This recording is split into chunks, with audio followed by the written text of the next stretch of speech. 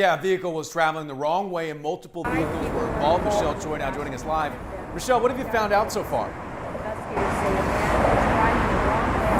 Well, guys, we just got an update just a few minutes ago, and I want to tell you this is an awful wreck caused by what you guys mentioned was a driver going the wrong way. Now, we just learned that driver may have been intoxicated and was driving in the opposite direction for at least 2 to 3 miles before he crashed here on the Westpark Tollway into another car.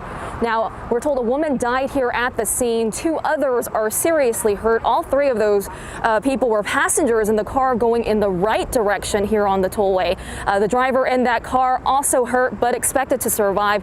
Right now, all inbound lanes of the Westpark Tollway are closed as officials investigate.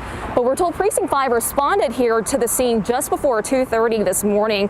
Officials say the 2 other passengers in the victim's car, along with the driver of that car and the wrong-way driver, were all taken to the hospital. I'm told it's possible 2 of those passengers may not survive. The wrong-way driver, however, is expected to live.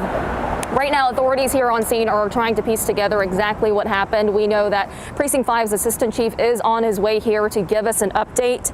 But guys, sadly, you know, I have to tell you, this is the 2nd deadly crash involving a wrong-way driver just this week. The other one was out of Fort Bend County on Monday. Back to you. All right, Michelle Choi, still a very active scene out there. We're going to check back in with you a little later.